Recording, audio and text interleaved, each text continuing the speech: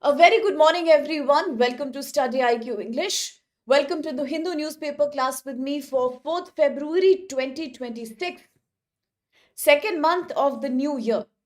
We are inching towards the prelims exam day by day, but that doesn't mean anything to worry about. It only means time for good revision, good practice, and utmost awareness, utmost critical awareness about everything that we read in the newspaper, everything we are witnessing in the news every day, alongside a thorough, dedicated practice of all the static topics, plus the whole concept of linking the static with the dynamic. Okay, so on that note, a very good morning once again. And for today's Hindu newspaper, we have to analyze about 7 articles, beginning from the editorial page. So, editorial page, that's page number 8. We shall take up 2 articles for discussion, and followed by that is definitely a look into Finance Commission controversies, a look into government's defense expenditure controversies, a look into how President Trump announces a reduction of tariff. Will it really help India? From there to another very interesting story on Myanmar and Russia. They are once again trying to be very close to each other by signing a new military cooperation pact. We shall be looking at all these, and on the front page, I have the QR code for my Telegram channel. And by your participation, the numbers are increasing every day, which only means the more the merrier. We can have discussions on answer writing, grammar, synonyms, sentence polishing, apart from UPSC current affair facts. Yes, so here's the QR code for everyone. And now let's start with today's discussion. But then, as a protocol, before I start with the discussion, I must welcome in the class all my dear aspirants who are with me today. So that includes Terukula Kundan Shakti aspirant. After a long time, aspirant is here, if I'm not wrong. Apex Sumed, Hika, Manvi, Saraswati, Kaizen, Pranarathi. Ramu, my dear, is here. Madhav, Cloud, Kritik, Saurav, Satya, Rajnishwar, and Santosh. And as many more students keep joining, let us initiate our discussion for the day. First article is editorial page, page number 8. Article says India's next industrial shift. Electrons over molecules. Looks like a very scientific article. In reality, we are looking at GS paper 3. We are looking at green energy. We are looking at a transition from fossil fuel based energy towards renewable, green, and clean energy. And whenever we say green energy, clean energy, renewable energy, naturally we are talking to these 4 sources of energy. We look at solar energy. Do keep in the back of your mind International Solar Alliance. Do keep in the back of your mind rare earth element. Do keep at the back of your mind photovoltaic batteries. Then we are looking at nuclear power. So keep in your mind Shanti Bill. We are looking at hydropower. We are also looking at the same time at wind energy. And when you talk about wind energy, of course, keep at the back of your mind wind turbine magnets. The fact that India is now investing in sintered magnets. Why? They are majorly used in wind turbines. As we are talking about wind turbine, also keep at the back of your mind Dhanush Kodi village, where we spoke about the Greater Flamingo Sanctuary, where the government was trying to experiment with a small wind turbine park, but the local people rejected that. At the same time, as Kritik has said, indeed, we also need to remember the National Green Hydrogen Mission. Yes, very good, Terukula. Gujarat has been in the news for being the leading state in India right now, which has been able to invest in clean, renewable energy. Excellent. That is what we are going to look at. So, good morning, Lucky, World Cricket, Apex, Shlok. Now, let us begin with the article itself. What is this article trying to say? So let's focus. Article is saying the world right now is shifting towards renewable energy from a traditional usage of fossil fuel energy. This change can be defined as a change from molecules to electrons. Why? When we say molecules, we are looking at fossil fuel molecules. Fossil molecules like coal, oil, gas. Now we are changing towards electricity based electrons. That is, we are looking at wind, water, solar, and nuclear. Why is all of this being done? Because majority of countries today, they believe that if they have to achieve their nationally determined contributions under Paris Agreement 2015, a part of UNFCCC, that's a binding legal global treaty where countries must reduce their carbon emission to a certain percentage of GDP by 2030. Just like India has committed to reducing 45% of its carbon emission of its GDP by 2030. And if we want to achieve this goal, then most countries have understood they must electrify faster. They must move towards electrification. Electrification by cutting emission, reducing the cost, by attracting more investment in fossil fuel, and by dominating global supply chains through green energy, just like China has done. China is a great role model here. Often we all talk about, often we say that China is the leader of global supply chain when it comes to rare earth material. Chinese manufacturing sector dominates the world. China dominates the world in API, raw material for pharmaceuticals, in textile, in electronics, semiconductor. One thing you should remember, China has been able to do all this despite a strong push towards renewable energy. Today, China is far ahead of India when it comes to a shift from molecule is fossil fuel molecules to electricity based electrons. China is far ahead from us. So let us try to understand why this change from electrons, this change between electrons and molecules matters so much. Why should we move from molecule to electron? Because when you look at molecules, molecules burn fuel directly in engine, boilers, furnaces, very low efficiency but very high pollution. So if you depend on fossil fuel, then what happens? Your fossil fuel like petrol, kerosene, diesel, all of that will directly burn in your combustion based engine. Okay, internal combustion engine, ICE. And when these burn, they give you very little output. Efficiency is very poor, but the carbon emission factor is really very high. So, what's the benefit of electrons? Electrons use grid electricity. They use grid electricity. They do not directly burn, and therefore they provide you a cleaner, a more efficient, a much more automable, and a much more easy to decarbonize plan. Should you use electrons, you will be able to achieve your nationally determined contribution very fast. And how do you benefit? You benefit because electric motors are 90% more efficiency based. And when you look at internal combustion engine that directly burn fossil fuel, petrol, kerosene, diesel, they barely have an efficiency of 35%. So can you even compare here? No, we can't compare. Yes, because electric motors are 90% efficient, whereas fossil fuel based internal combustion engines are barely 35% efficiency. When we say, as Santosh is saying, China dominates more than 37% and much more than even 70 and 90% of midstream and downstream capacity, it is all because China has been able to make the move from molecule to electrons. And as you're saying, Terukula, China's Juno is a great success over India's own.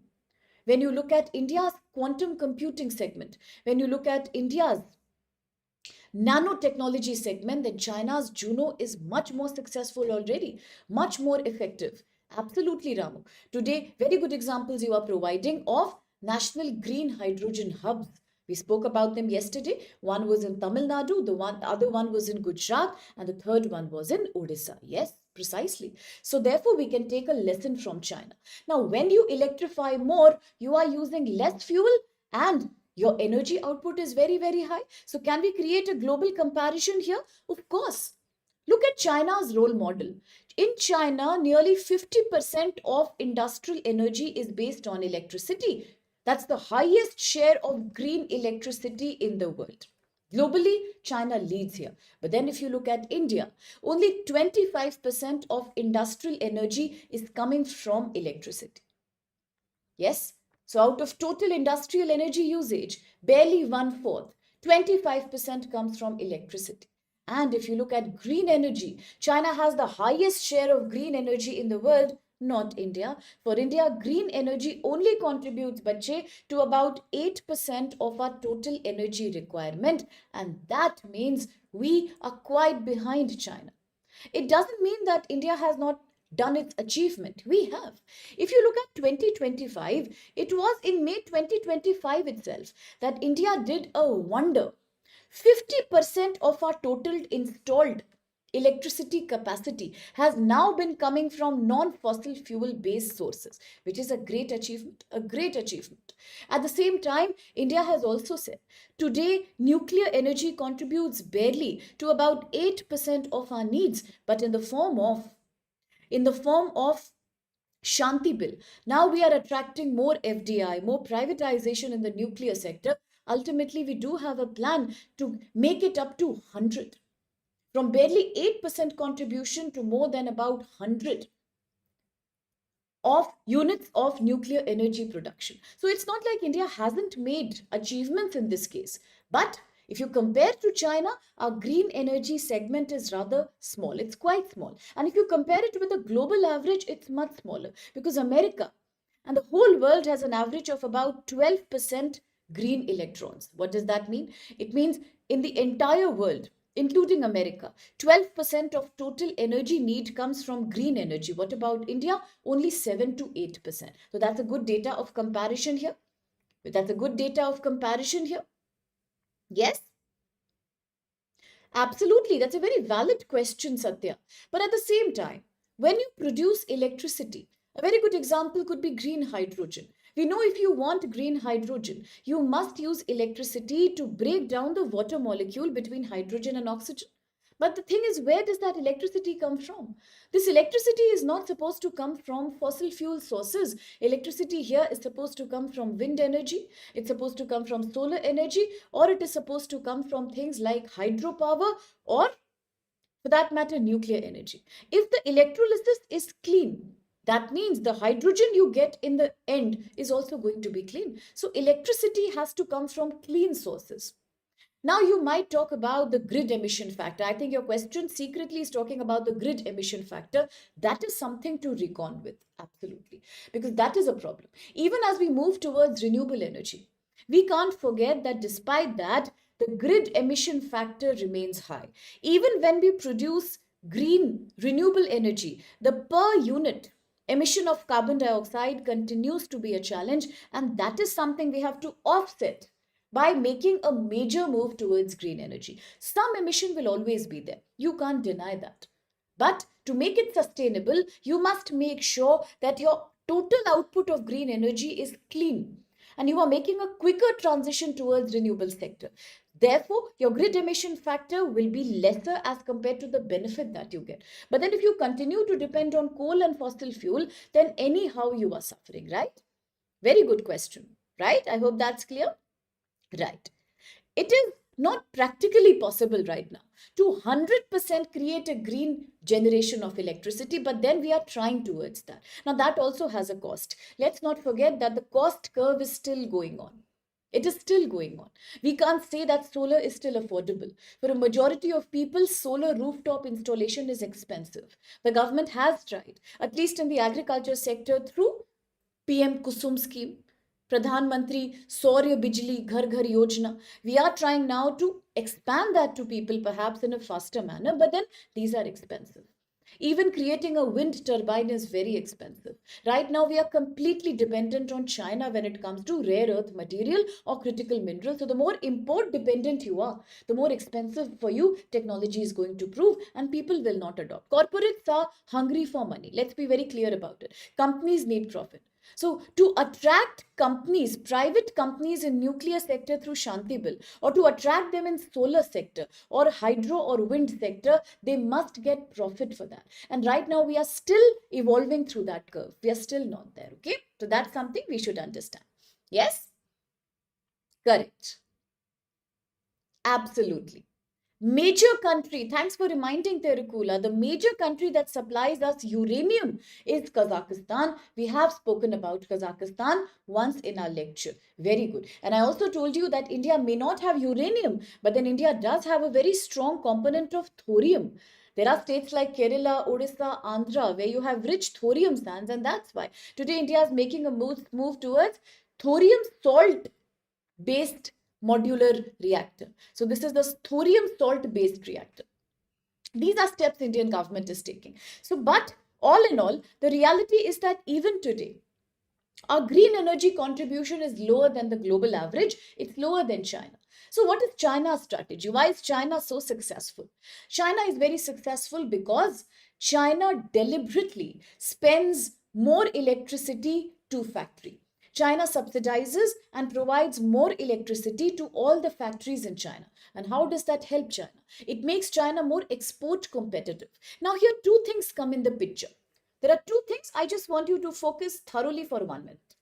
When I say China is able to provide cheap electricity to all its factories, China gains export competitiveness. You might wonder how. This happens in two ways. One, when Chinese factories which are doing manufacturing, they have more cheap electricity, naturally they will produce more. Their cost of input reduces. If you are getting cheaper fuel, cheaper energy, that to clean fuel, then not only are you getting a cheaper raw material, your output cost becomes more affordable. At the same time, what also happens is that you don't create too much waste. Naturally, when you're using a green energy like electricity, your waste is also not too much. Your carbon emission is not too much to deal with. And then you save money there. You are more export competent. And as Reshma said, and she deserves a round of applause for that, because that's a very wise statement she has made. Second benefit comes from CBAM. Naturally, when Chinese companies will make products with electricity, and when they export these products to places like UK, European Union, they will face a lesser carbon tax because their production has been done through electricity. Unlike India, where the production process is heavily carbon oriented. No wonder today, despite signing the mother of all free trade agreements with European Union, Indian manufacturers are still facing the problem of double carbon tax, carbon border adjustment mechanism, because people outside, whether it's American market, whether it's EU market, whether it's UK market, they are very strict about carbon emission, and that's where Indian products lose their competition. We need to pay much higher tax because our carbon emission is high. That's not true for China. So in these two ways, China gains export competitiveness and Chinese manufacturers get the benefit. Yes, I hope it's clear. Now, looking at how China has been able to do that, look at sectors like steel and cement. If you look at steel and cement, China has been able to electrify the entire process of cement manufacturing, starting from grinding, electric material handling, digital controls. China has been able to do waste heat recovery. And China also is able to therefore cut down majorly on emissions in the cement sector. Look at steel sector. In steel sector, China is using something that you call as EAF. What is EAF? EAF means China uses electric arc furnace.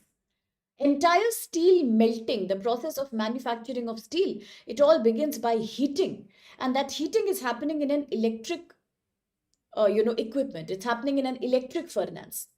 Therefore, what happened? The production of steel from 44 metric ton, it shot up to 106 metric ton in 2024.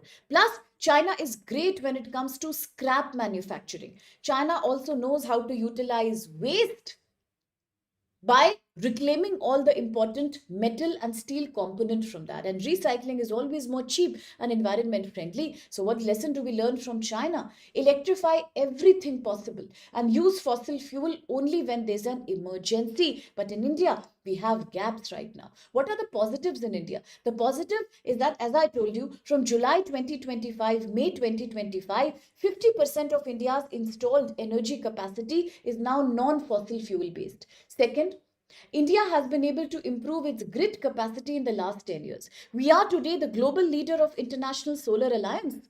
In 2015, we made International Solar Alliance with France.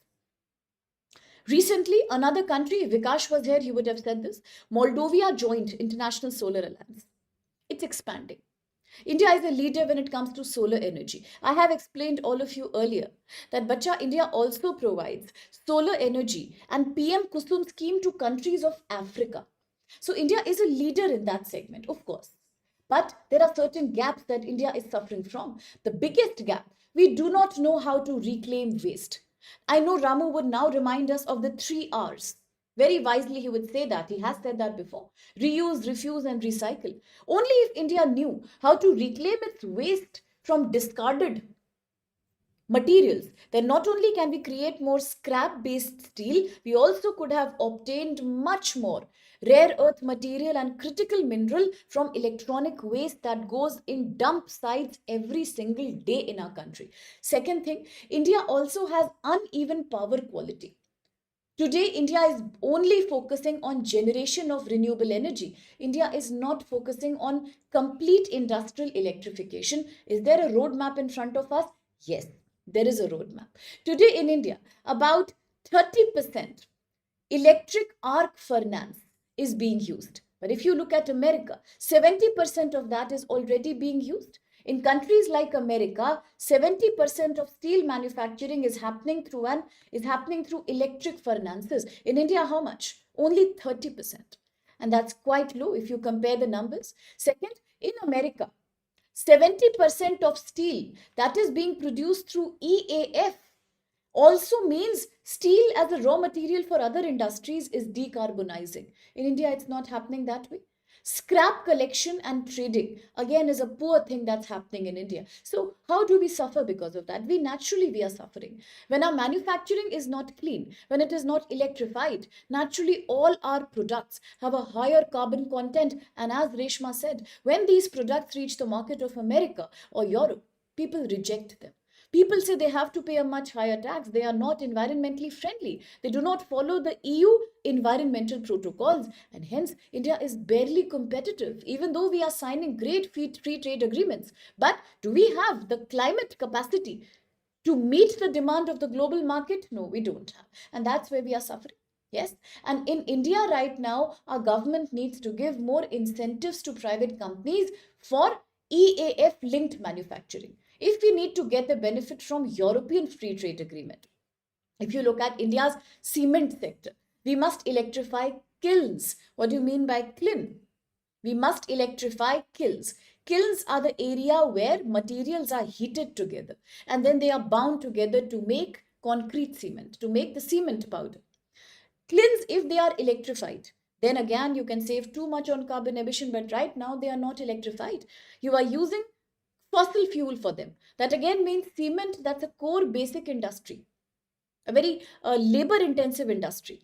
Export intensive industry is also dependent majorly on fossil fuel, and that's not going to help us at all. What about MSME sector? Micro, small, and medium scale companies, what about them? They still are yet to shift from. They are still yet to shift from fossil fuel, coal based to electricity based. They lack cheap finance. They do not have boilers, they do not have electric furnaces and electric kilns. They continue to therefore produce via the older ways. They need more technical support. They definitely need much more subsidy in order to be able to afford electricity, something that China has done in its country. So, what about digitization? Today, what we can also do is that we can create smart controls in industrial cluster.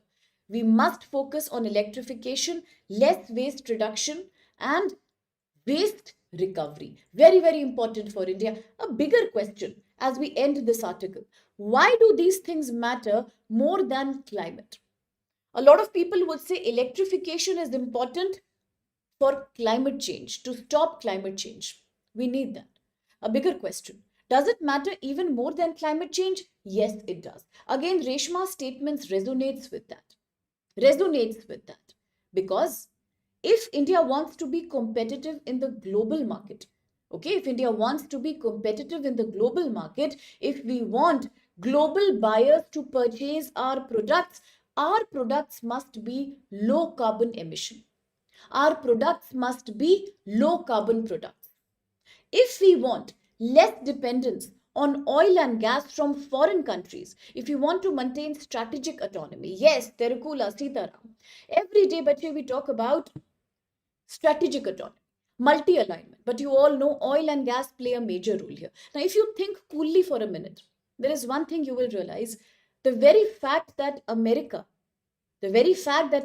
imposed a high tariff on us, the very fact that Iran has been blocked from doing any oil trade with India. The very fact that today suddenly President Trump is pampering us, showing so much love and support to us, suddenly attitude change is because he wants us to buy Venezuelan oil. Ultimately, oil politics is a major factor in a country's foreign policy. Tomorrow, if you depend less on fossil fuel and oil and you move towards electrification and green energy, will it not help you in becoming more strategically autonomic? Even when it comes to foreign policy, yes. So there are two non-environment factors here. One, economic benefit. Low carbon products, no more CBAM torture. Second, more independent foreign policy because less dependence on foreign countries for oil and gas, whether it's Russia, whether it's America, whether it's the Gulf countries. Third, it is also about economic sovereignty. It is. Industry location should depend on skills and logistics. It should not depend on access to fuel. We can't create an industry. You can't create an industry just saying that in this area you have more oil and gas reserve, so let's have strategic industries here. No, strategic industries need to be based in more urbanized areas where there is a higher digital access, where there is a more talented pool of people available. So therefore that also helps us in easy industrialization. Absolutely, they are mentioning the three kartavya in the budget and that matches this. So what about the conclusion of this article? How can we conclude? We can conclude this article by saying that in this new industrial race in the whole world, somebody who needs to be on the top, a very good example is India itself, the fourth largest economy, soon to overtake Germany, the third largest economy. But in this race, it is decarbonization, it is electrification, and it is a change towards renewable energy that is going to help you. Not only because it gives you a cleaner environment to breathe in, definitely also because it gives you more competitive benefit in export. Second, it gives you strategic autonomy by reducing oil dependence. And third, you can then create an industry wherever you find that there is more resource base. You don't have to just chase oil reserves in order to make advanced industries. So India must focus on electrification, and waste reclaiming is a very crucial aspect of that. So is grid investment. So the next generation is going to be powered by electrons, not by molecules. That's how we can summarize this article. And I'm apologetic to all my students for the spamming that keeps happening in between. Well, that's the ugly side of being on a public platform. But then what you can do is you can just block the comment. I have also blocked it so that you don't get disturbed. Okay, so let's block it and forget about it. All right. Let's proceed with the question now. Consider the following statements regarding industrial electrification and global competitiveness. 1. Electric motors are more energy efficient than internal combustion engines, making electrification a key tool for reducing fuel consumption in industry. Second, China has deliberately increased the share of electricity in industrial energy use to strengthen export competitiveness in carbon constrained global markets. And 3, India's lower industrial electrification is mainly due to insufficient renewable energy generation capacity. So which of these statements are true? Shlok has very cleverly said that it's a PBQ. I do suppose it should be one. And answers are coming from Reshma, Shlok, Madhav, Apex, Sitaram, Kavish, Saurav, Sadhna, Akhtar. Very good. Rajneshwar, AB, my dear Ramu, and Sumed. Very nice. Well done. A big round of applause to all of you for this brilliant performance. Very well answered. Indeed, A will be right. The third statement is totally correct. Now, beyond looking at the words itself, logically it's invalid.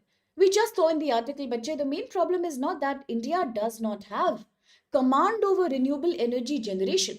We are leading the world in solar. We are investing heavily now. When it comes to wind turbines or whether it is about hydropower, we have recently also passed the Shanti Bill. It doesn't mean we don't have capacity for energy generation of renewable. I told you.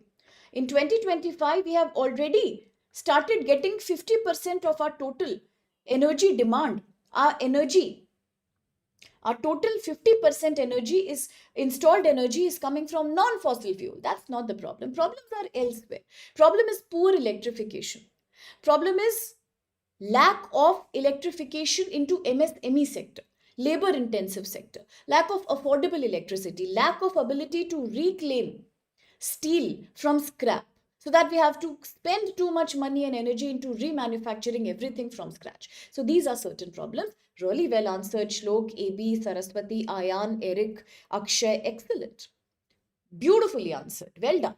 Second article is also editorial page number 8, and this article is quite interesting. You might enjoy this article because I think over the months, so since August, we are doing these classes, and there's one thing I've realized. When we started these classes in August, a lot of students were not very excited about foreign policy and international affairs. But I see a major change here. Within 4 to 5 months, I think we all together have become lovers of foreign policy and international relations, So we are really enjoying all that geopolitics. And that's a great thing. That's a wonderful thing because you won't believe, but in the UPSC exam in general, about 40-45% component comes from geopolitics and international relations. Everything is dependent on that. So the more you love IR, geopolitics, the easier for you it is for you to take and get a hang of all other topics of UPSC. Yes, yeah, Terukula, absolutely. I've seen that major change, Bacha. I've seen you becoming a pro really, and I'm really happy to say that. Yes. The Trump drama. So anyway, it's very exciting to study. So chalo, let's start this article, page number 8. End in sight. What do you mean by end in sight? Bache, end in sight means that at the end of the tunnel, there is a light available now. We have been following a dark, dead tunnel, a tunnel of economic recession, a tunnel of trade deficit, a tunnel of export loss, a tunnel of losing export potential in American market, a loss of $48 billion market, a tunnel of currency depreciation. To today, suddenly, when President Trump has said that India will now get a major relief from a tariff of 50% to now I will only impose a tariff of 18%. I am ready to reduce my reciprocal tariff. People are asking, why, sir? Why have you changed your emotions suddenly? Why are you having these mood swings? And why are you suddenly feeling so sympathetic towards India? Let's understand from this article how American trade deal has given us a hope. But will really the suffering end so soon? We can't promise. We can't promise. Yesterday I asked in my class that President Trump is saying I will reduce tariff to 18% because India will now not import oil from Russia. I asked a question, who said that? And Ramu and Shlok said, his imagination. Now you won't believe, until evening I was laughing about that. Indeed, his imagination. What is going on? So there has been an announcement on India-America trade deal. That means finally Indian industries, especially India's export industries, textile, apparel, gems and jewelry, toy manufacturing, electronic sector, and apparel and leather sector. All export, all labor intensive sectors will finally get a reduction in their tariff from 50% to 18%. But, right now, all of this is just a media based news. There is no official, very good Reshma, very good Terukula, no official, no written statement that has come out now. There is no clarity right now. When will the tariff finally be cut? When will the tariff cut be implemented? There is no clarity on why President Trump suddenly wants to change his attitude towards India. India's Commerce Minister, Mr. Piyush Goyal, is saying results, implementation and details will come soon. Right now, there is no official statement. Everything was announced from social media. Via social media, our Prime Minister, Mr. Modi, has made this announcement. But right now, whether it's a telephonic conversation, whether it's a social media news, there is no official clarity. It is very unclear right now whether this is going to be a mini trade deal, a small trade deal only, or whether this is going to be the first part of a larger bilateral trade agreement. We don't know. or whether it is going to be a very limited tariff arrangement. So three options are possible, but right now, bache, we don't know what is going to happen in reality. We really don't know. Whether it is only a tariff reduction, whether we are going to sign another very big free trade agreement like we signed with European Union, or whether it's going to be a very small mini partial trade deal. Sorry, no clarity. A major unresolved problem is that of Russian oil. You all understand by now, bache, that Russian oil is also known as Ural oil. If somebody asks you, is Ural oil any better than Venezuelan oil? Is Ural oil any better than Venezuelan oil? Not much. Ural oil coming from Ural Mountains, the mountains that create a belt between Asia and Europe, Eurasian area. That's where Russia gets its oil from. This oil is bitter. It is acidic. It has a very high sulfur component, but so is Venezuelan oil. Venezuelan oil is also bitter. It has a very high sulfur component. And Indian refiners are saying that it is very tough for us to refine Venezuelan oil. What about Russian oil? Russian oil or Ural oil is an oil that India has been using for a very long time now. Although it is quite bitter, it is very thick and it is very sulfurish. But refineries in India and China are expert. They are very specialized in refining Russian oil already. Now they have no problems. We have very good desulfurization units in our oil refineries, and very successfully we are able to convert this sulfur oil into sweet oil that can be used by our industries and machines. So India has no problem there. But ultimately economics rules. Despite both oils being rather bitter and sulfury, when it comes to Russian oil, we have a great advantage. As Tarukula says, transport cost is minimal in getting import of Ural oil into India. Second big thing is that it is very cheap right now. You might wonder, why is it cheap? Obviously, it is cheap because of American sanctions. As soon as war with Ukraine broke down since 2022 over Donbas area, America kept on increasing its sanctions on Russia. European Union, who is a key ally of NATO, also imposed heavy sanctions on Russian oil, Russian goods, Russian gas. As a result, I told you many times, in the beginning of 2025, the price of Russian oil was $7 per barrel.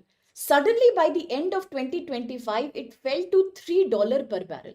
Now tell me how affordable it became.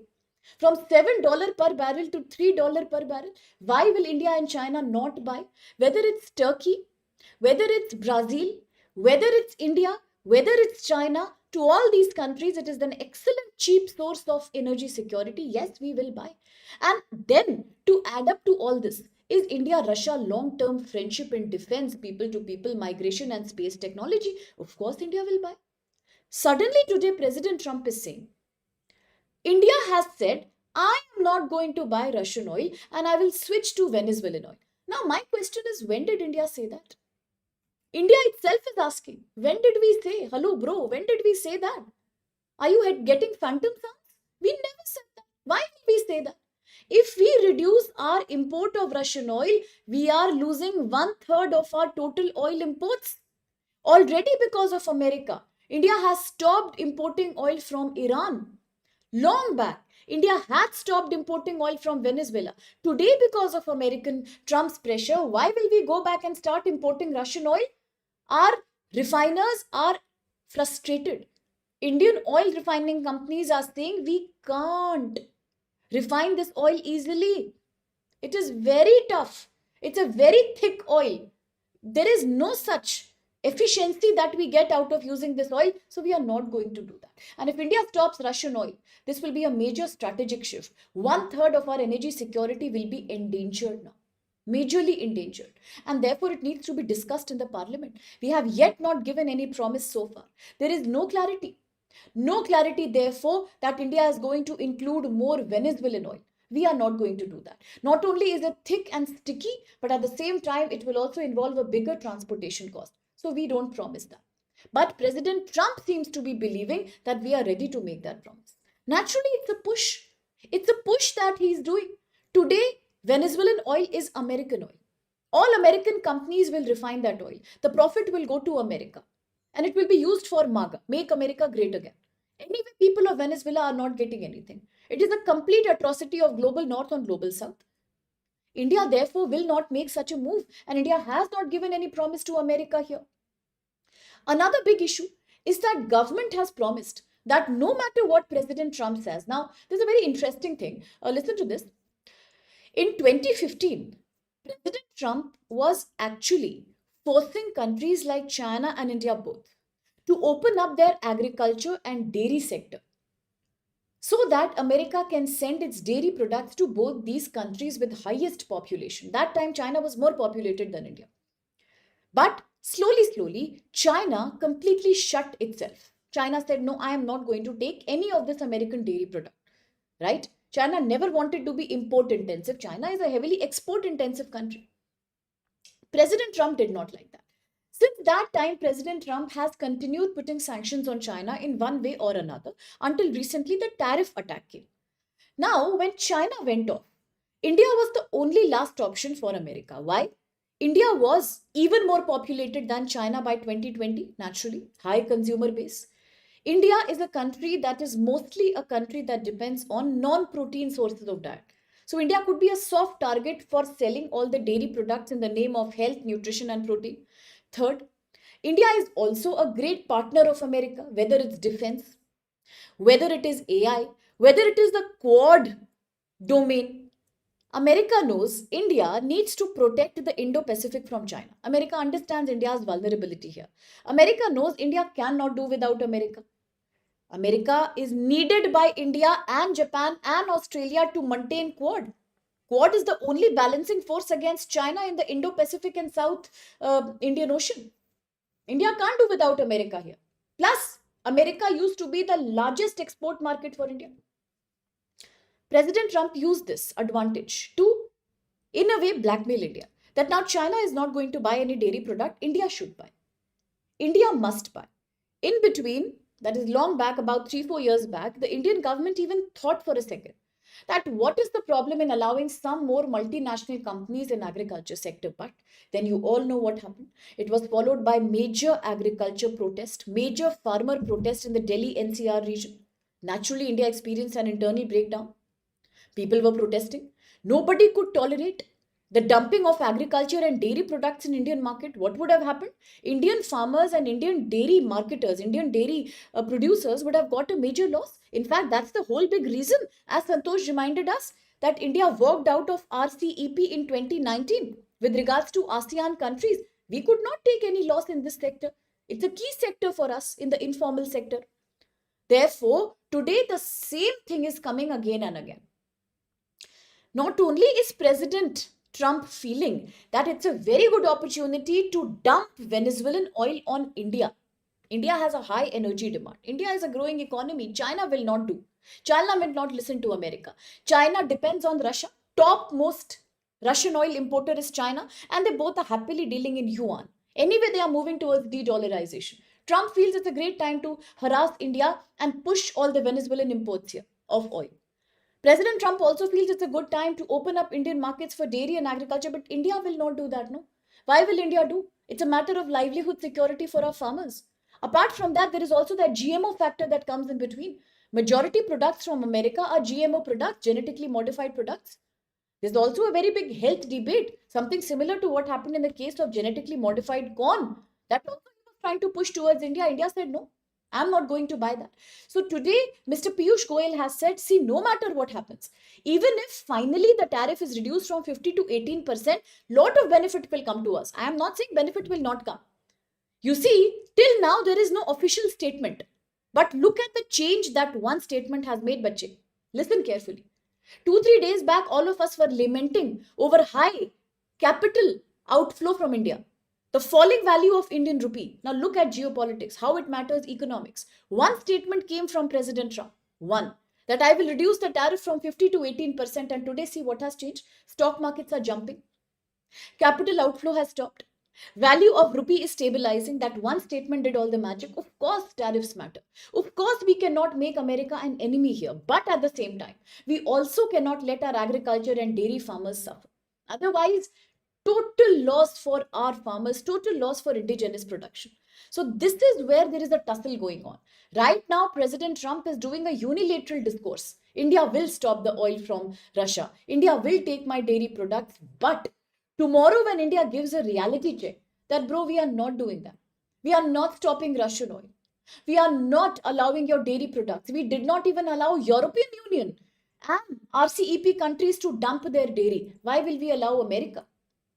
Then what happens? Then will he actually give us a reduction to 18%?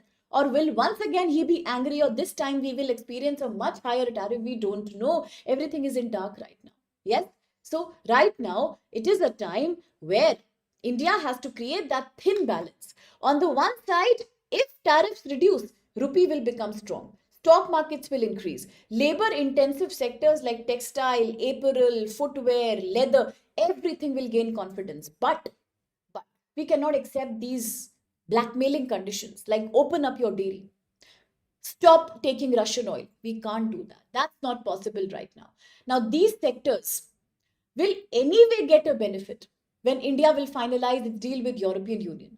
But forcing a country and making a deal with a country are two different things. Are two different things. Indian exporters to America might face higher tariff than South Asian competitors anyhow because of the most favored nation advantages. That's again a problem that stands, that cannot be cancelled. And in the Union Budget 2026, Indian government is anyway trying to promote export competitiveness. So whether we will take that blackmailing, whether we will reject the offer, whether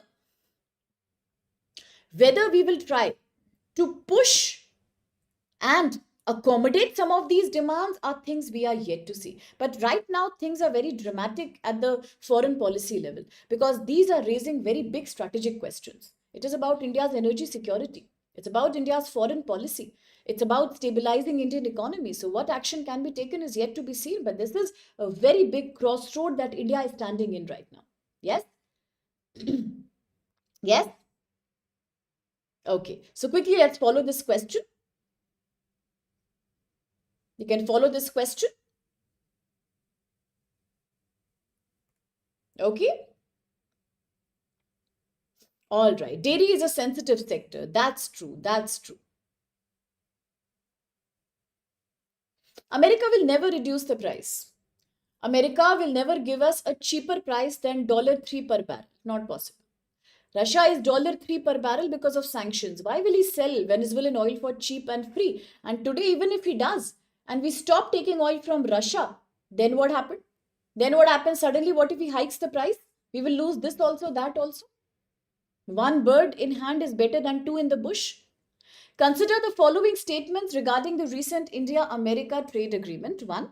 US has announced a reduction of tariff on Indian exports from 50 to 18%, though timeline for implementation has not been notified. Second, the trade agreement as announced right now includes binding commitments by India to stop importing Russian crude oil and to extend most favored nation, that's the WTO protocol, tariff treatment to America. And 3, labor intensive export sectors like textile and all these are expected to gain competitiveness in America due to the proposed tariff reduction. So which of these statements are valid? Yes, long-standing friendship with Russia. Correct. So is the second statement correct here? Absolutely, it's not correct. Why? Because there is no binding force on India right now. India has not given any commitment. I'm sorry, no commitment. Not at all. Not at all. India has not said anything. It's all a unilateral discourse coming from America. It's almost like a conditions and an offer that's being given. It's not a pact. Hasn't been mutually ratified.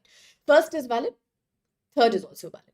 Another thing is that India anyway follows the MFN protocol. India anyway provides the same tariff benefits to all its trading partners following the WTO's MFN protocol. India has never defied that protocol. America has. America did that by discriminating between its trading partners. America had free trade agreement with so many countries, but selectively America gave tariffs, some to 20%, some to 18%, some to 43% to India and Brazil 50%. That was a breakdown. That was a complete breakdown of MFN protocol that America did. India anyway has not broken that protocol. Right? Yes? So no need of Lok Adalat. Very good, Shakti. An answer here is going to be therefore C. Well done. It's a unified verdict, so a big round of applause there. Any confusions to anyone? Absolutely. He, anyways, doesn't respect the MFN policy. As Madhav is saying, he's busy chasing the MAGA policy. Totally correct. Yes, that is correct. Very well said, Pradeep. Okay, quickly the next article. This is coming from the text page. And this article is asking a question, why the government has increased capital spending for the defense sector. Why is the Indian government spending more money in the budget annual financial statement, Article 112 of the Indian Constitution that has been announced right now? Too many controversies over budget, too many controversies over the 16th Finance Commission and the whole big idea of devolution of the divisible tax pool.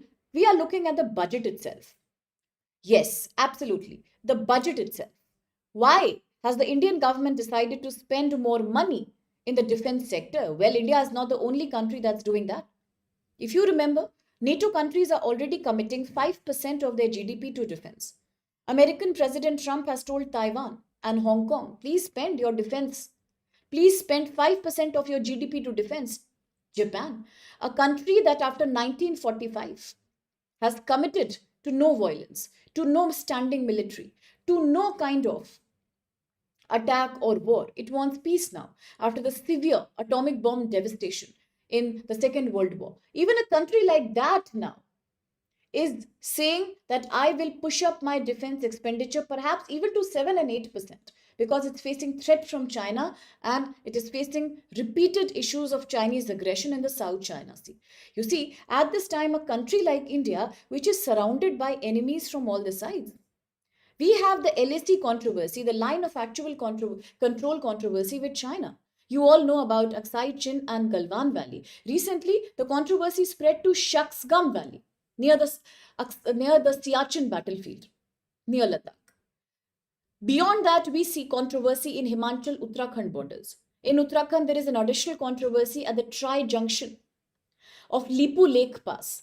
Tri Junction of Lipu Lake Pass, where Nepal has its own interpretation of River Kali's boundary, and hence Nepal says Limpia Dhura area in India's Pithodgarh is mine. Plus, there is China. Also in Arunachal Pradesh, which China says is Zangnan, a part of southern Tibet. Then there is Tibet, the buffer between the two. Then you talk about the West, Pakistan, Pahalgam attack, breakdown of charter, Article 2 of UN Charter, 2.4 of UN Charter. At the same time, there is Operation Sindoor, Article 51 of UN Charter, self-defense. You know, India is surrounded by controversies from all sides. And then, if you look at other neighbors like Bangladesh, where is there any peace in Bangladesh? There is a turmoil. If you look at Myanmar, turmoil. If you look at Sri Lanka, heavily dependent on loans from IMF, almost has acted like a Chinese colony for a long time. Plus, Myanmari Janta, that is absolutely pro-China, that keeps utilizing its territory, especially the Coco Island, very near India's Andaman and Nicobar landfall island, a pro-Chinese nation. In such a geopolitical mess, why will India not, in fact, improve its defense expenditure to GDP? It is quite understandable, highly understandable, in fact. So, what has happened right now? India's defense budget has long faced the age old battle between guns versus butter. Article says it's a controversy between guns versus butter. Should you spend more on education, food security, social infrastructure, or should you spend more on defense? Today, the government of India is saying, despite the gun versus butter dilemma, we must carefully spend more money on budget. We are surrounded by uncertainty and enemies from either side. So, even in the defense, while we will reduce our expenditure on salaries and pensions of defense staff, we will continue to spend on modernization of the defense equipment. So, today, the budget has decided to improve its expenditure on defense, but the strategy has changed. We are not spending, we are not going to spend on manpower so much in defense. We are going to spend more on technology modernization in defense because that is what we know will help us fight wars, especially latest equipments like drones, surveillance equipments, okay, and various kinds of long range, short range missiles. We are going to invest in that. So what is going on? Let's understand. The financial year budget 2026-27 has said we are now shifting towards military modernization, and defense expenditure is now touching 8 lakh crore rupees. 8 lakh crore rupees. We are going to support a modern armed force, because now the times of war have changed. Very good, Shlok. It is about capital expenditure in the army. We are investing in equipment. Very good. Having said that, if we are spending 8 lakh crore in defense, we need a modern armed forces. We are living in the world of theater warfare. Theater warfare. We understand that today's war is a war of intelligence, surveillance, data, and drone. It is a war where your army, your navy, and your air force, everybody have to coordinate together. A very good example, Sudarshan Chakra, S-400, 500, tomorrow 600 from Russia. Yes, BrahMos missile. Very good. Now, as we are modernizing the defense, we know that because we must not only spend on defense modernization, we must also spend on indigenization. Atmanirbharta in defense is equally crucial. What about the share of defense budget? Now, the Ministry of Defense is allocating 7.84 lakh crore to defense. This is the highest ever allocation in the defense sector. And therefore, defense accounts for 14.7% of government's total expenditure. Earlier in 22, it was about 13%. Today, it has shot up to 14.7%. And we will maintain an average defense expenditure of 14 to 15%, depending on our national security needs. Why have we increased this capital investment in budget? As Shlok says, capital expenditure. Why capex for budget has increased? We have increased capex on budget because we need to buy advanced weapon, advanced aircraft, advanced airship, advanced technology, advanced launch pads.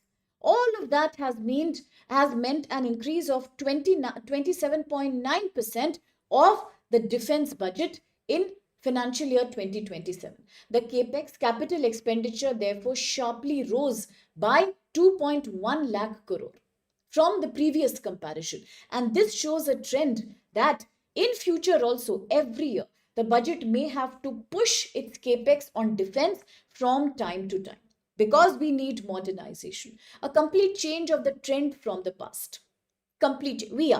We are spending. There was another article on space and its expenditure in budget. I'll take that up as a separate video, so I did not get it here. India is spending, but definitely as compared to defense, lesser spending for ISRO and space, more expenditure on defense, because that is the need for national security right now.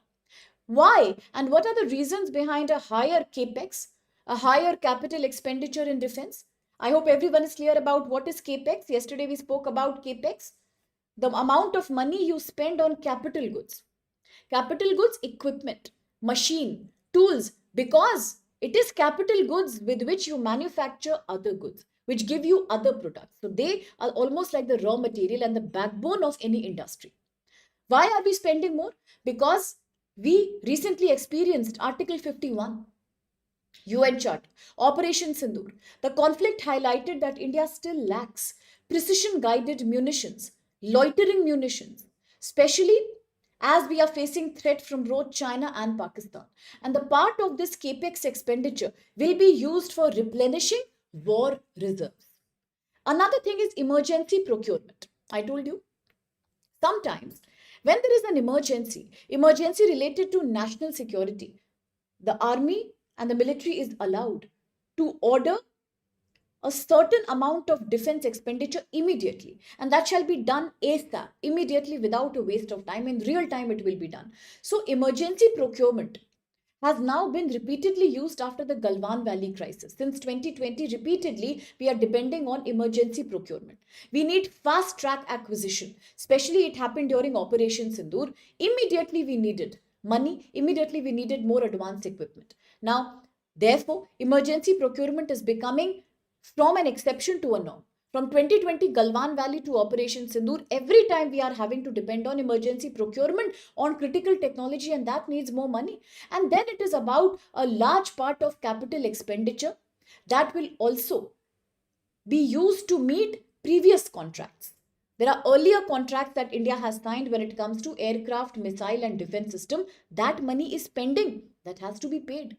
Similarly, higher capex will also allow new big ticket projects to come up now, like fighter aircraft, submarine, to ensure that some extra 15% funds are available to even sign new contracts in India. Very good, Kritik. New contracts in India. How about boosting the domestic defense industry? Indeed, Atmanirbharta is a major challenge right now. Major challenge. One thing has changed from the budget, from previous time. Although we are spending too much money on defense, but this money is not getting used up in paying pensions and salaries. Now that has declined. A very interesting trend is that if you look at the pension and salary of the defense personnel, then there has been a reduction. There has been a clear-cut reduction from 26% in 2020 budget to 21% in this recent 2026 budget. Salaries and pension, these are revenue expenditures, revenue expenses, daily expenses. Now, this very good shlok.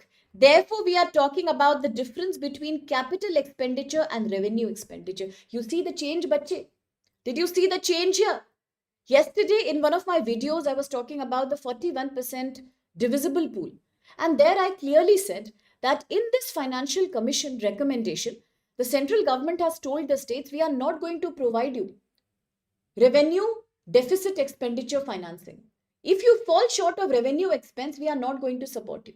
You have to manage on your own, be independent. So what is revenue expenditure? Expenditure that you do daily, everyday basis for your administrative purposes.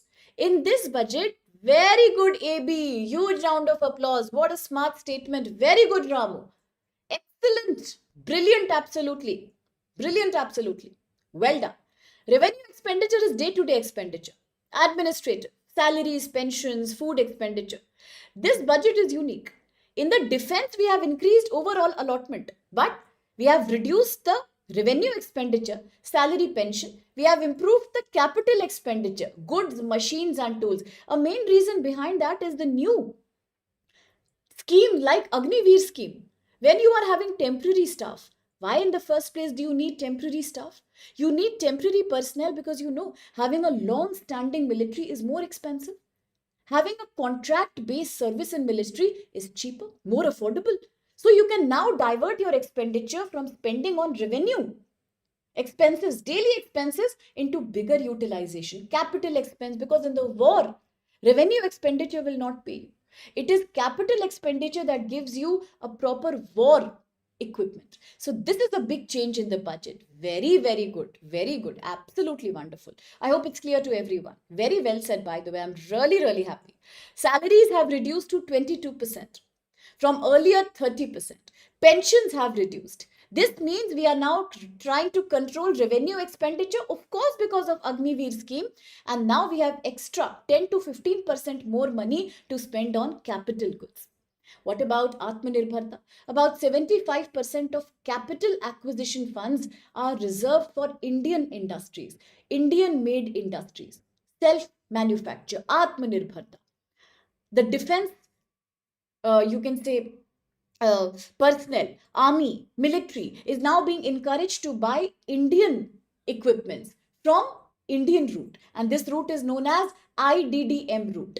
IDDM route. Military is being told buy from IDDM route. What is this route? Indigenous design and manufactured route. You buy from that. The main challenge happens to be absorption capacity. Whether the public and the private sector companies in India can deliver weapons equipment to military on time. The demand is very high right now. And we also want military to buy from Indian manufacturers. But will Indian manufacturers be able to absorb this demand? Will they be able to meet the need on time? That's a bigger question. How can we conclude this article? The financial budget of 26-27 is a structural shift. Structural shift from revenue expenditure in defense to capital expenditure, technology driven modernization in defense. Overall, defense as a share of GDP will rise, but not in revenue, capital expense, more technology. Plus, we are focusing on industrialization through Atmanirbharta. Challenge capacity absorption. Can we deliver on time to match industrial needs? That's a bigger thing. And now, as you're talking about FDI, indeed, it doesn't mean that India will not take defense equipment from outside. We will take. Look at Sudarshan Chakra. Look at BrahMos. Yes, look at Rafale. Look at the Airbus from Spain. All that will come from outside, but it will not completely come from outside ready made. Components will come from outside, technology will come from outside, it will be manufactured within India, within Indian factories by the use of Indian labor. That's what you called a perfect Atmanirbharta, okay? I hope it's clear to everyone. Let's quickly do a question here. Consider the following statements regarding India's defense budget in the new budget. One, the share of defense expenditure in total government expenditure has stabilized about 14 to 15%. Earlier, it was declining. Second, the capital outlay, capital expenditure for defense in this budget has increased majorly to replenish. What is replenish, bache? To fill up depleted war reserves and support faster procurement mechanism. 3. The proportion of expenditure on salary and pension in defense budget has declined as compared to 2020, indicating moderation control of revenue expenditure.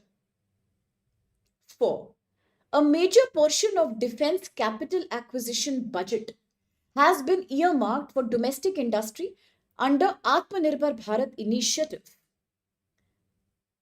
Think and read the statements properly, and nobody will copy anybody's answer. Let's try to be as original because you have the capacity to answer. See, a teacher can never go wrong when it comes to judging the capacity of a student, and all you people who are taking this class, whether those who actively respond or whether those who don't, you can answer these questions. I know that. I guarantee that. So think and answer. I am reminded of Justice Nagaratna versus Justice Vishwanathan again. We are looking at a split verdict. So where do I get the Lokpal from? Where do I get the Lokpal from? Tell me. Students are saying B, C, A, D. Except C, I think everyone has said everything. So what should be the right answer here? A, B, C, D? B, C, A, D? How can all of these be correct? Let's analyze. Yes, split verdict. First statement, the share of defense expenditure in the total government expenditure is stabilizing around 14 to 15%. After it was declining earlier, much earlier in 20 is correct. First is correct, eliminate B. Second, the capital expenditure outlay for defense in this budget has increased significantly. Why? Because we are filling up the depleted war reserve. Yes, we had to fight in Operation Sindoor, that's why. And we are supporting quicker procurement. Correct. Eliminate C. Third, the proportion of expenditure on salary and pension. And what do you call this, bache? What do you call this, bache? Revenue expenditure. Revenue expenditure only, no. Routine expenditure. What is that? Salary, pension, revenue expenditure. Has it not declined? It has declined as compared to previous times. Look at the slide. What did I tell you? What did I tell you? I want to go back there. I said from 26% to 21%. Definitely correct. Eliminate A also. D. A major portion of defense acquisition budget has been earmarked. It has been fixated for domestic industry. Absolutely. We are telling the military forces that please buy Indian products. Yes, there are companies, DRDO, HAL, they will make it for you. Only challenge is whether they can deliver on time, that we don't know, but they will make it for you. For sure, they will make it for you. So correct. So shouldn't D be the right answer? Some students are questioning words like moderation. Moderation means declining, na bache. Some people are saying stabilized. Stabilized because right now it is getting fixated. Stabilized is another synonym for saying fixed. Hanging on. It has hung on to 14 to 15% right now. Typically, if you see the real data, it is coming out to be 14.7. But the article also said that it is fluctuating between 14 to 15%. All are correct. So well done. Well done. If you've understood it, then very well done. Yes, I saw Reshma's answer. Really well done. Moderation means control, declining, curtailing. Yes. Is it clear to everyone? So why the split verdict? Why are we so much in the need of a Lokpal? Where will I get Lokpal from? Okay. Quickly, the next article. The next article is GS paper 3. GS paper 3, Indian economy. We are looking at Finance Commission. We all know, Bachi, that Finance Commission 16th has given its recommendation, and a lot of people are very, very unhappy with the recommendations. States are very unhappy. Which states are unhappy? Particularly the southern Indian states like Tamil Nadu, Kerala, Karnataka are quite unhappy. Why are they unhappy? They are unhappy because they are saying that we told and we requested the government that please, this time in the Finance Commission. What is Finance Commission? What is Finance Commission? Finance Commission is Article 280 of Indian Constitution, created for a period of about 5 years. Yes. What's the main role of Finance Commission? The President will definitely present the report of Finance Commission in front of both the Houses of Parliament. Article 281. And what will happen now? All the revenue that your central government earns, all the money that your central government earns, this money will now be shared with the states. How? Top to bottom, called as vertical devolution. Then between the states, between 28 states, called horizontal devolution. Yes. In this Finance Commission recommendation, both are controversial. People are not happy with vertical one also, with horizontal one also. Why? Because the duty of Finance Commission is to share central government's complete revenue that it has collected over a period of time with the states. But the amount which can be shared with the states is known as divisible tax pool. Divisible pool. Why divisible? Because it can be divided. Because it can be shared. So divisible pool of tax. Yes. Now, from this divisible pool, vertical devolution will happen, and then horizontal devolution will happen. States are unhappy because states are saying under the 15th Finance Commission, the central government had blocked 41% from the divisible pool to be shared between the states. So, therefore, the states told the central government, we are experiencing a lack of money, deficiency of funds. This time, make it 50%, but the Finance Commission said, I feel bad. I agree you are having a loss. I agree it is difficult for you to meet your expenditure. I know you have suffered from a lack of revenue after GST 2017, but I still cannot increase the total from 41 to 50%. Sorry, I'm not going to do that. And states are unhappy because of that. Very unhappy. Second reason why they are unhappy is because of horizontal devolution.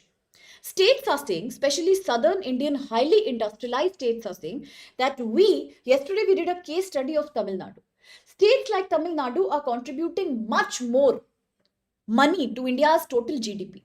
And still they are feeling that they don't get much horizontal devolution fund because the criteria used for horizontal devolution is often based on size of the state, population of the state, and income gap criteria. Income gap criteria? States that are poorer and more backward get more money. And the southern Indian states feel we are controlling our population also. We are earning more money also. We are industrialized also. We are more educated also, and still we get less money. Not good. We get less money, not good. You don't reward efficiency. You reward backwardness and poverty. That's what they say. So has the Finance Commission been able to solve any of these problems? Let's quickly discuss what has happened, and Reshma's point needs to be mentioned here. 16th Finance Commission has fixed vertical devolution rate at 41%. States are not going to get anything more than that, but states are saying it's very bad, it's unfair. It's unfair because we are experiencing financial stress, but the central government is saying, I have not reduced the divisible pool. I have maintained it at 41%. The real problem happens to be the controversy regarding cess and surcharge. Cess and surcharge. This is a controversy. Very good. What are these? For those who joined a little late, who are new to the class, let me quickly explain. Now, bache, please understand. Central government will only share that revenue with the states that is a part of divisible pool that can be shared. There are two categories that are not included in the divisible pool. These are the cess and the surcharge. But what are they? What is a cess? A cess is a tax that is created for a specific purpose. The money collected will only be used for that purpose exclusively, like specialized tax, like health, education, infrastructure. It is not to be shared with the states. It is totally kept by the center. Example, education cess, the GST compensation cess, the road and infrastructure cess. Then what is a surcharge? Yes, a surcharge is a tax on tax. It is an extra tax on an existing tax, like income tax or custom duty. It is also meant for a specific purpose, and the money collected goes directly to the Consolidated Fund of India. It is not meant to be shared with states. It is not shareable with the states.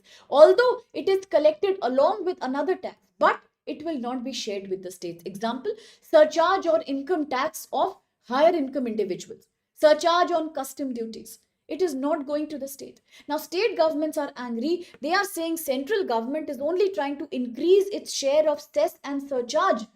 So, although in reality, the divisible pool is 41%, but we don't even get that 41% completely. Because majority of this 41% also gets logged into cess and surcharge. And the central government keeps increasing cesses and surcharges, and the actual pool that should reach to the states is getting reduced year after another. And that is something we don't want. That's why states are very angry right now. And this budget is facing the same problem today. Before 2019, now a very good example I'm giving, I want everybody to focus. After that, nobody will have a doubt. So focus, bacha. Before 2019, example, I've written it here also.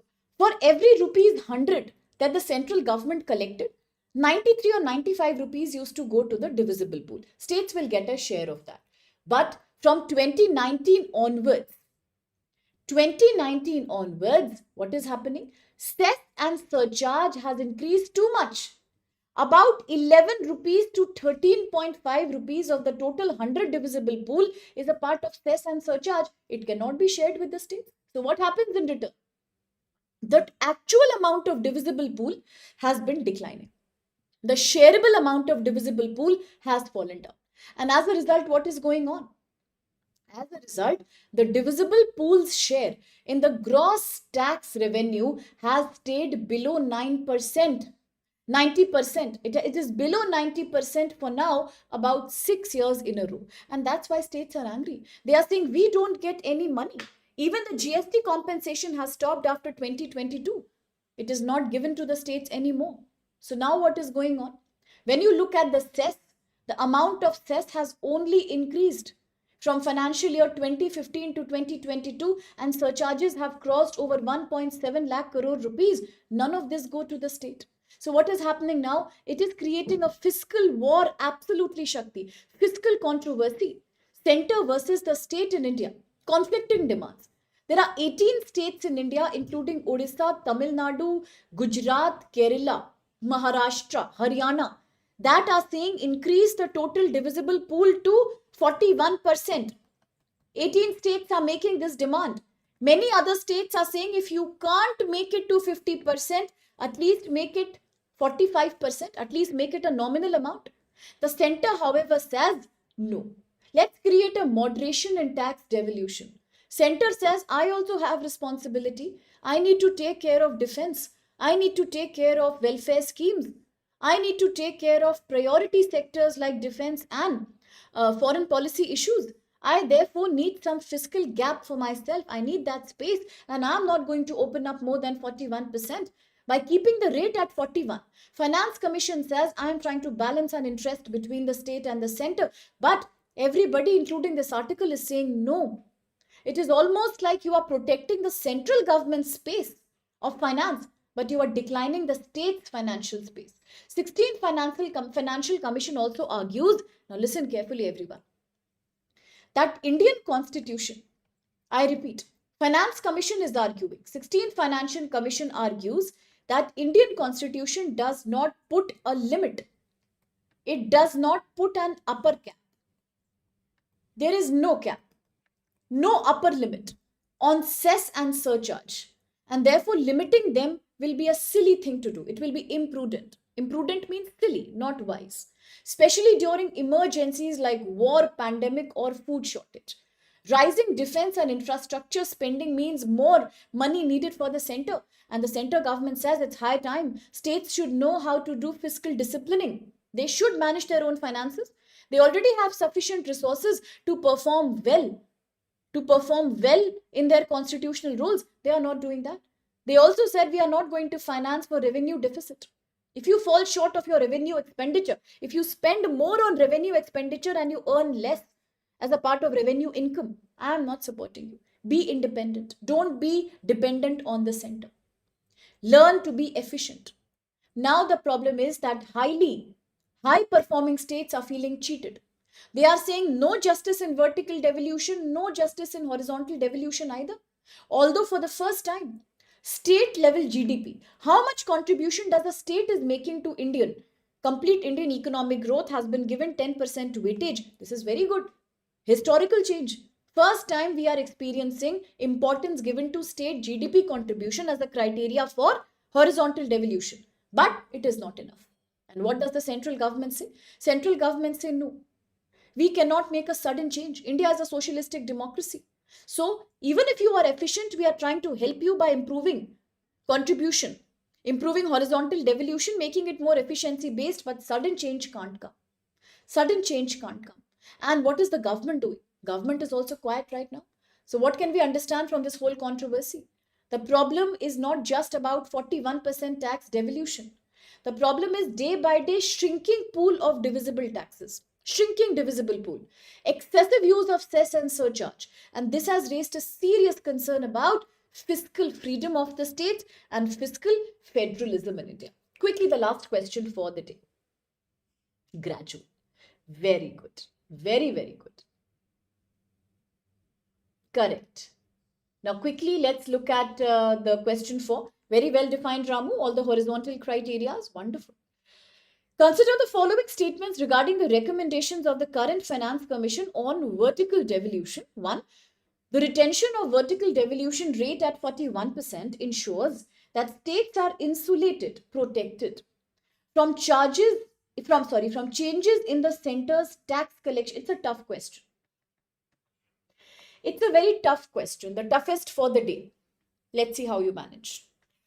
The retention of vertical devolution at 41 ensures that states are protected from changes in center's tax collection strategy.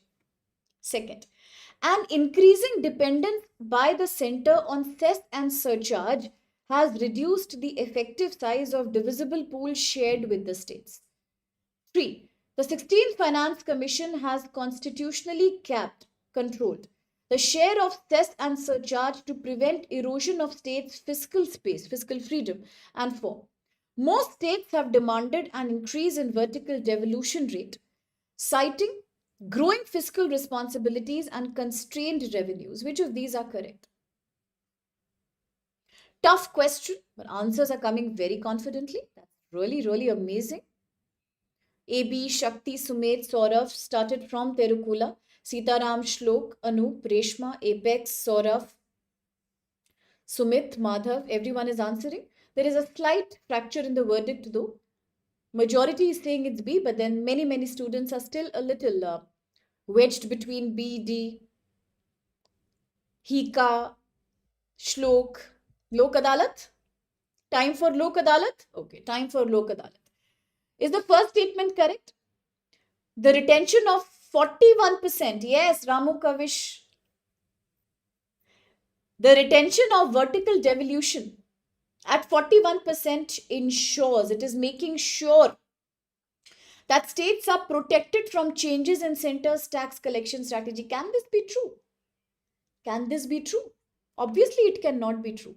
How can it be true? The divisible pool depends on center's tax structure. It is not including cess and surcharge.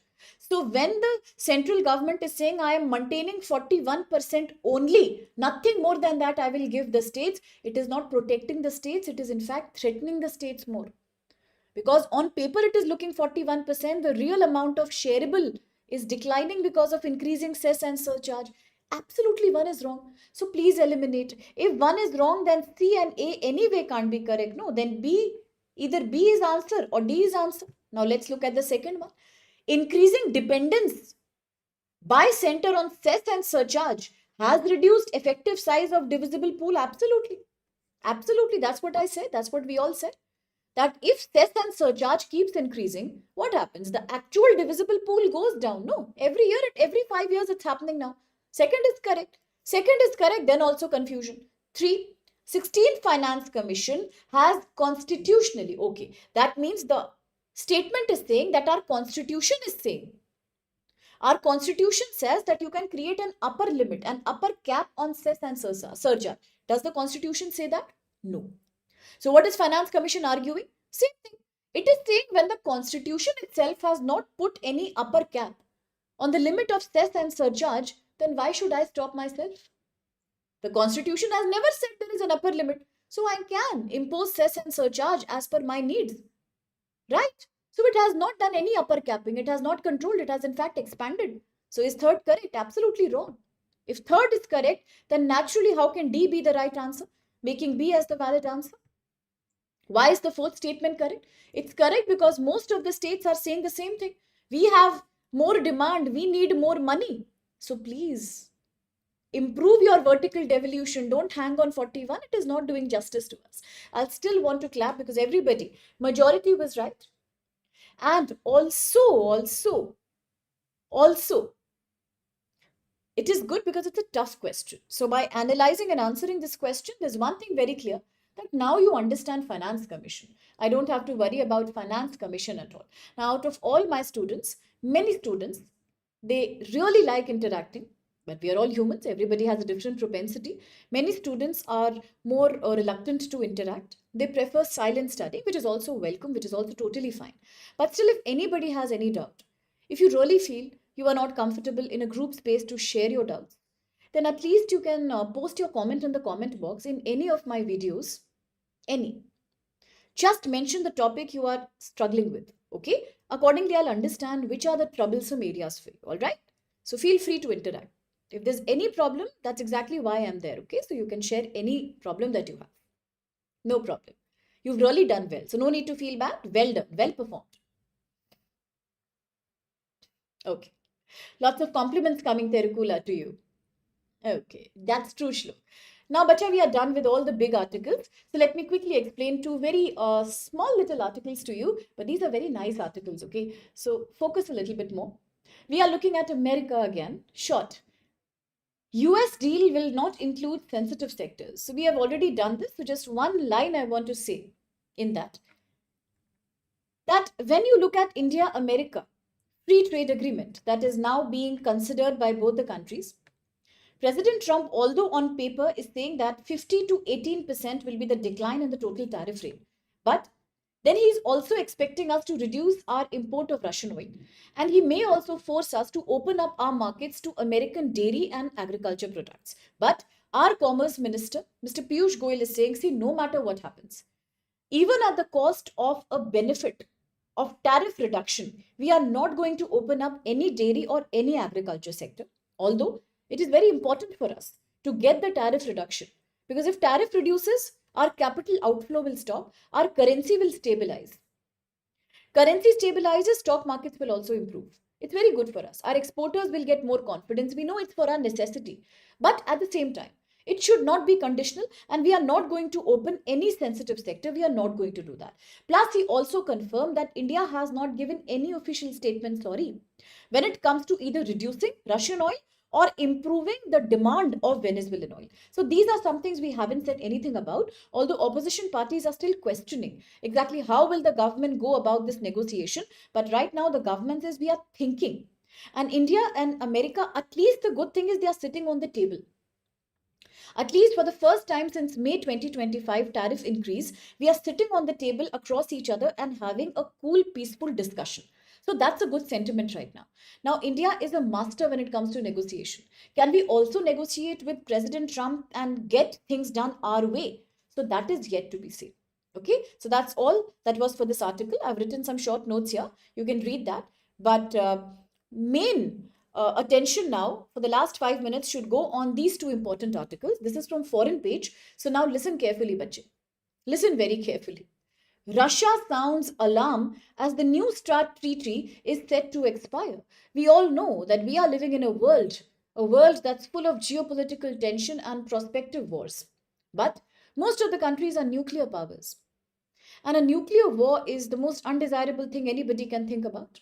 So, therefore, today, the world is facing another threat as the two potential powerful countries in the world. One, America, the leader of Western Hemisphere, Dundro Doctrine, President Trump, and the other, Russia, a country that has a great defense potential and a country that has always opposed America's monopoly since the times of the Cold War. Busy fighting its own war with Ukraine, busy trying to capture the entire area between NATO and Russia. That's the buffer area, the Ludozac as you call it. All my students have taught me this, Ludozac. Yesterday I was talking to another student on phone. I said Ludozac. And he's like, ma'am, what is Ludozac? And I'm like, my God. Instead of teaching, now I'm learning so many new things. And that's good actually. That's called evolution.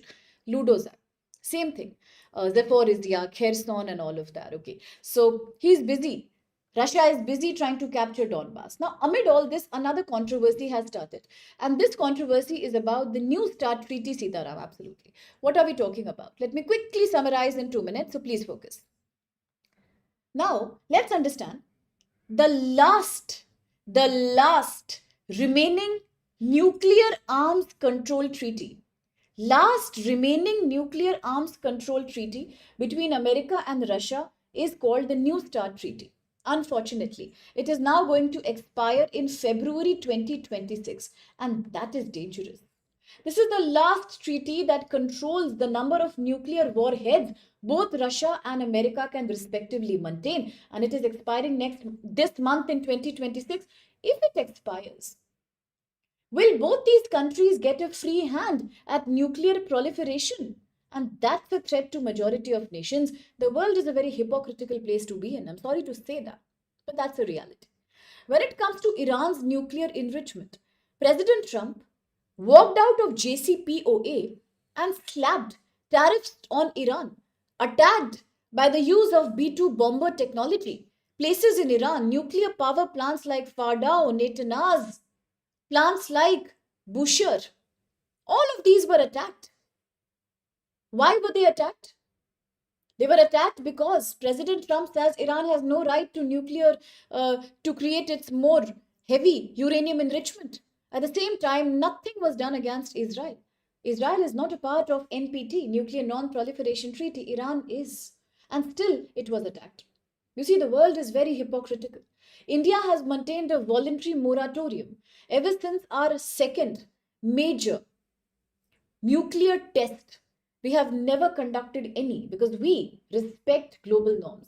We maintain a voluntary ban on that because we want peace. But same cannot be said for countries like America and countries like Russia. Can't say that, right? And now we are worried because in 2026, this month itself, as you and I are talking, New START Treaty is coming to an end. But what is the New START Treaty? What's the New START Treaty? Listen carefully. The New START Treaty is a strategic arms reduction treaty. When was it signed? It was signed in 2010. It was signed in 2010 between US and Russia. It limits, it controls the deployed strategic nuclear warheads and delivery systems, aiming to maintain strategic reliability and stability, transparency between these two nuclear powers. The New START Treaty came after a previous treaty known as US-Russian Arms Control Accord, such as 1991. Let me write here. 1991 START 1 Treaty. 1991 START 1 Treaty and 2002 Moscow Treaty. These were the two treaties between the two that existed earlier. Once they finished, came the time for 2010 New START Treaty. I hope you understood New START Treaty. If this is about controlling nuclear warheads, what's the limit of control? What's the limit of control? The New START Treaty says it is a rule that both Russia and US will be able to control their deployed strategic warheads to 1550 only and 700 deployed launchers only, plus additional 100 launchers for emergency reserve. More than that, they cannot develop. Nothing of that sort. And how will you guarantee that they are respecting this treaty? By verification protocols, short notice on site inspection, notification of missile movement, exchange of telemetry data. They have to update each other so that one doesn't cheat the other. And these measures were designed to provide transparency and prevent either of the two countries, US or Russia, to create an undetected strategic advantage. But this is the last remaining such treaty between the two. And now the time has come for it to expire. So, what are we doing? Our country is planning to renew that? We don't know. The treaty limits and monitors nuclear weapons. So, we need to maintain that treaty. But Russian President Mr. Putin is warning that if the treaty is not extended, the world will become a more dangerous place to be in. Because there will be no rules or no checks on proliferation of nuclear arsenals for decades altogether. Russia has proposed 1 year extension right now. Russia has proposed 1 year extension right now. But America has not responded. America has not responded. President Trump earlier said that extending the treaty could be a good idea, but no concrete action has been taken. At the same time, tensions are increasing every day. Recently, Russia created a drone and missile attack on Ukraine. President Trump has already withdrawn from Ukraine. He is not interested, totally uninterested in controlling Ukraine's security situation. Totally uninterested he is in spending on NATO. Totally uninterested in supporting European Union security guarantee. Who will prevent Ukraine? Nobody. And if Ukraine goes, what happens? Two things can happen. Two things can happen. One, entire eastern part of NATO will get opened up to Russia to capture. Genocide will happen. Second, if Russia captures Ukraine, can you ethically stop President Trump to capture you from capturing Greenland? Who will stop? Who will stop? Greenland is a part of Denmark, and Denmark is a NATO country. If NATO itself gets threatened by Russia, if NATO is weak, who will stop President Trump from taking Denmark? Look at that. Think of that angle. And it's very dangerous. So, overall message of the article is that if we do not renew the New START Treaty, and given the ongoing tensions, there will be a nuclear race and global insecurity. That's all this article says, and very good. India did conduct the Pokhran too. Yes, absolutely. Absolutely. The operation that was codenamed Smiling Buddha and Operation Shakti. Well done. Well done. And as Sumit says, nobody. Shlok says, no one can stop. Yes, no one can stop. And the last quick 2 minutes, a very interesting one again. Russia, we just spoke about Russia. Russia and Myanmar have signed a military cooperation pact. And the pact will continue till 2030. What is the pact all about? I will tell you the pact. You focus on the map, bacha. I'll tell you the pact in 2 minutes. The defense cooperation pact between Russia and Myanmar. You focus on the map. Please look at the map. I want you to internalize the map. Just like you know the Ukraine map, you just like everybody here in my class knows the West Asia map. Also see this map, Myanmar map. Please look at Naypyidaw. Please look at the southern area, the Rakhine state area, from where the Rohingya refugees had migrated to Bangladesh and eventually to India. Yes, please look at all these regions. The long border Myanmar shares with China. Other smaller countries like Laos, Thailand. Yesterday we were also talking about the Golden Quadrilateral. The quadrilateral of drug narcotic business. Very good. Very good. And the Golden Triangle situation. Look how the Myanmar is jetting into the Bay of Bengal. Look at the long boundary it shares with Bangladesh. Look. And also try to remember in your mind which Indian states are sharing boundary with Myanmar. I told you, there are many regions like the Kuki-Chin area, which share a lot of ethnic linguistic similarities with some of India's own tribes. Yes? Yes? Now let's see what is happening. Myanmar and Russia have signed a 5 years military cooperation pact until 2030. Why? Russia will now support military junta of Myanmar, which had taken power after a political coup in Myanmar in 2021. and started fighting a civil war. Russian support is crucial for Myanmar army. Why?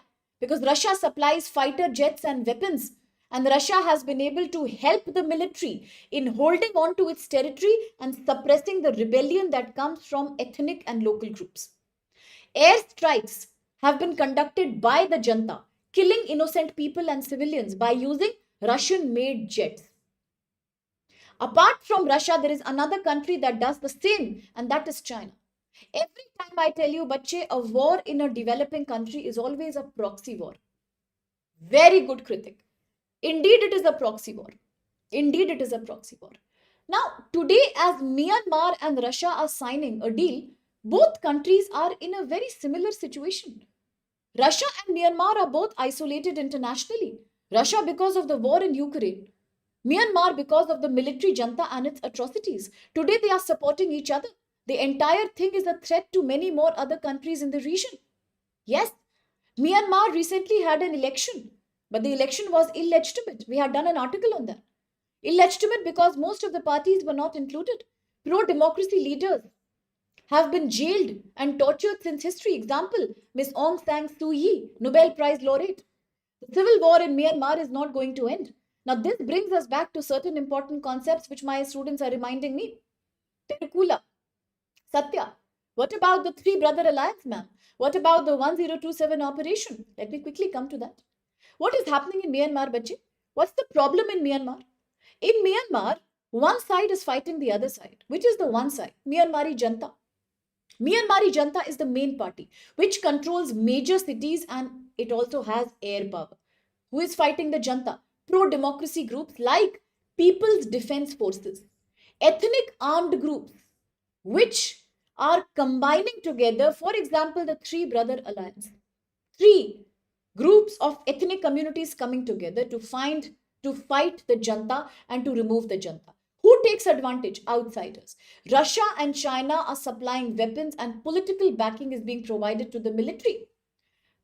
27th October 2023 is a very important thing that happened in Myanmar. 27th October 2023. This is when a big operation known as Operation 1027 was launched here. It was conducted by a group of three ethnic communities which were armed and they came together, known as Three Brother Alliance. They launched an attack on military. And this alliance was able to capture many areas, many military bases and towns from the military. It seriously threatened and weakened Myanmari military for the first time since 2021 coup. But the reality of today's situation is that war continues. Some areas dominated by military, some other areas are dominated by ethnic groups like the Three Brother Alliance. People are getting killed every day. Election results are all rigged, they are all fake. And people are also angry. Many more activists are struggling in the jail. And who is taking advantage? Russia and China. Yes, that's the condition of Myanmar right now. And who explained about Ramu said? Very good, Ramu. Arunachal, Nagaland, Mizoram, Manipur, sharing border with Myanmar. Excellent. And then there are states like Mizoram and Manipur that have many ethnic communities who have very, very similar language and customs to the Kuki-Chin communities in Myanmar area. That's why the borders are porous and that's why Indian tribals are also involved in the insurgency that happens in this area because of cultural similarities. They are also getting a forceful involvement in these kind of wars that happen cross border. Yes, beautiful, very well said. Then, of course, you must remember the highway also. India, Myanmar, Thailand, highway. Yes, that also we should remember. Very good. Correct. The Kaldan model transit. Correct. Very good. So that's it for today's Hindu. Answers and all the updates will be provided in the Telegram channel to you, to all of you. Thank you so much for being such a lovely and such an inquisitive, interactive group. Let's grow like this each day and let's just prove ourselves in the exam finally, become a more learned person and thoroughly enjoy whatever we study, because when we enjoy our study, we never forget anything. But if we study in pressure, then there's a high chance we end up forgetting everything. So thank you so much. A quick reminder, those who are worried about the upcoming prelims, here's a course, Success in Prelims. begins on 10th February. Idea is to cover CSAT and GS1. For those interested, use code SPLIVE. Maximum discount can be provided. 27-28 batches are also beginning on 7th Feb. In case interested, please contact us. If you can't contact, at least leave a comment behind and somebody shall get back to you. So thank you and lots of blessings to each one of you. Yes, I will provide it. Shlok, thanks for reminding. I will. Okay. Bye-bye, everyone. Each one of you. Every single student who is in the class. Lots of blessings. I'll see you tomorrow. Thank you, Satya. I'll see you tomorrow.